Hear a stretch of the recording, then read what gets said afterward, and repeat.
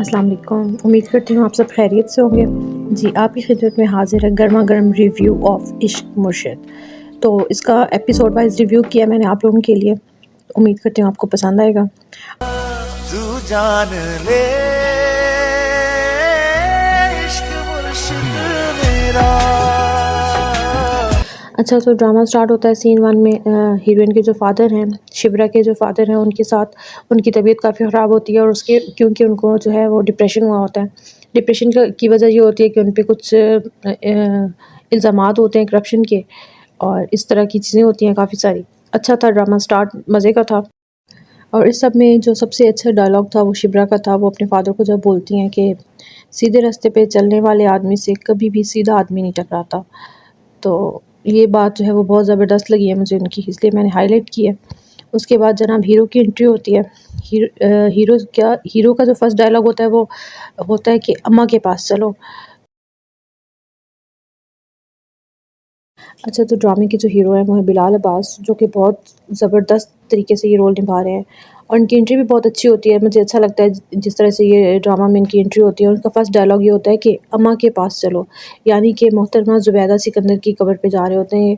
इनकी मदर की डेथ हुई होती है और वहाँ पे अच्छा सबसे जो एक इमोशनल सीन होता है जब वो बेंच पे बैठते हैं और उनका जो फ्लैशबैक चलता है, जिसमें वो अपनी मदर के साथ बातें कर रहे होते हैं और वो जो छतरी वाला सीन होता है वो बहुत ज़बरदस्त होता है और उसके अंदर जो इमोशनल एक्टिंग की है बिलाल ने, दैट वाज़ अमेजिंग। अच्छा, तो हमारे पास जो अगला कैरेक्टर आता है इस ड्रामा में वो है सब्ज़ी वाले का कैरेक्टर, यानी कि फ़ज़ल बख्श। और ये बड़ा कूल सा कैरेक्टर होता है, मज़े का होता है और इसका जो है वो आई एम फ्रॉम यूके यानी कि उमरकोट। तो जब शाबिर से इसकी मुलाकात होती है तो वो उसको बताता है कि मैं यूके से हूँ। उसके बाद शाबिर की स्टेप मदर दिखाते हैं, जो कि समझ नहीं आता मुझे इनको देख के कि किस टाइप की चॉइस होती है इन बड़े लोगों की, क्योंकि ना थोड़ी बेतुकी सी खातून लगी हैं मुझे और काफ़ी स्लो मो बोलती हैं। ऐसा फ़ील होता है जैसे उनकी डायलॉग डिलीवरी बहुत स्लो है। तो मे बी तो उसके बाद जो अगला कैरेक्टर है हमारे पास शिब्रा की फूफो, तो वो तो फुल ओवर एक्टिंग करती हैं, टू बी वेरी ऑनेस्ट।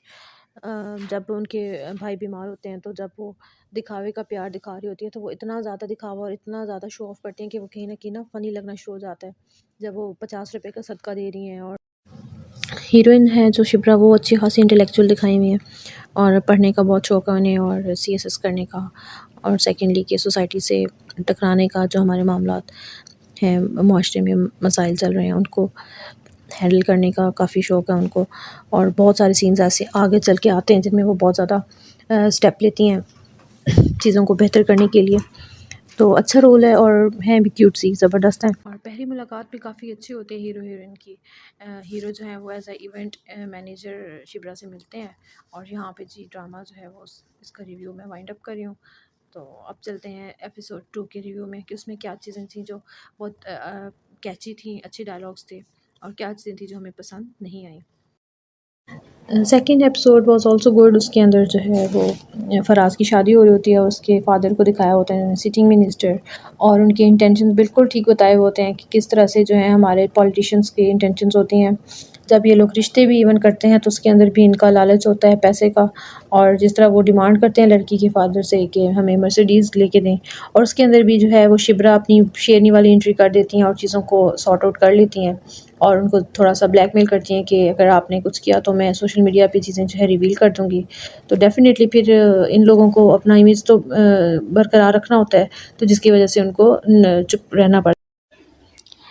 तो थर्ड एपिसोड का जो मेन स्टार्ट होता है वो वहाँ से होता है जहाँ पे शिब्रा का रिश्ता आता है एक इनकम टैक्स ऑफिसर का और उसके अंदर जो है वो उसको रिफ्यूज़ कर देते हैं और काफ़ी इंसल्ट करते हैं, जिसकी वजह से शिप्रा की मदर का मूड ऑफ होता है और उसके फादर को भी वो काफ़ी अपसेट करती हैं और फिर शिप्रा जो है वो सबका मूड सेट करने में कोशिश करती हैं और मामा बाबा की सुलह करवाती हैं। कुछ इस तरह वाले सीन्स होते हैं। उसके बाद जनाब एक बड़ा क्यूट सीन था जिसमें शाहबीर और फराज जो हैं वो होटल में बैठते हैं, जिसका एक डायलॉग राइटर ने बहुत ही ज़बरदस्त लिखा है। तो फराज क्या कहता है कि अब तू गरीब हो गया है, गरीब जूस नहीं पीते, गरीबों का जूस पीते हैं। तो ये कितनी ही गहरी बात है और कितनी सच्ची बात है कि जो गरीब है हमारे मुल्क का तबका, वो किस तरह से अपना खून पसीना टैक्सेस की सूरत में अपने आप को निचोड़ के गवर्नमेंट को पेश कर रहे हैं और ये जो बड़े लेवल के लोग हैं ये अमीर से अमीर तर होते जा रहे हैं और गरीब जो है वो इस तरह उसका खून चूसा जा रहा है। तो ये डायलॉग मुझे बहुत अच्छा लगा था, इसलिए मैंने इसको हाईलाइट किया। और फ़ज़ल बख्श की जो एंट्री दिखाते हैं सलमान साहब के ऑफ़िस में, वो भी बहुत ज़बरदस्त थी और बहुत अच्छे डायलॉग्स थे और किस तरह कन्विंसिंग पावर दिखाई गई है। अपने डायलॉग्स को कितने ज़बरदस्त तरीके से अदा किया गया है कि जी मैं किस तरह से इस लेवल पे पहुँचा हूँ। और वो जो सारी स्टोरी बनाता है फ़ज़ल बख्श की, ऐसे एक माँ थी, उसका बच्चा डूब गया था नहर में, मैंने कूद के बचाया और उसकी दुआ से और उसके वसीले से जो है मैंने जॉब ली। और इस सारी चीज़ में ये था कि उसकी बड़ी स्ट्रॉन्ग एक कन्विंसिंग पावर दिखाई गई है इस चीज़ में, तो वो भी अच्छा था। और उसके बाद जो इंट्रो अपना करवाता है कि my name is Fazal Bakhsh son of Khuda Bakhsh, और वो सब था। और डायलॉग्स बहुत अच्छे थे, बहुत स्ट्रॉन्ग डायलॉग्स थे फ़ज़ल बख्श के। और उसके बाद डेफ़िनेटली शिब्रा के फ़ादर हैं, उन्होंने भी बहुत अच्छे से उसको रिस्पॉन्ड किया था। अच्छा, तो इस ड्रामे में ना जो मैंने पर्सनली फ़ील किया कि हर एपिसोड में ना एक कोई ख़ास कैची सा डायलॉग है राइटर का, कि जो बहुत ही अच्छा है, जो बहुत ही सोसाइटी के साथ और हमारे जो करंटली सिनेरियो चल रहा है पॉलिटिक्स का, उसके साथ बहुत ज़्यादा रिलेट करता है। तो दाऊद साहब का एक डायलॉग आता है उसमें कि हवा चल रही है और लोटे खड़क रहे हैं और सस्ते से सस्ता लोटा भी 30-35 करोड़ से कम नहीं आता।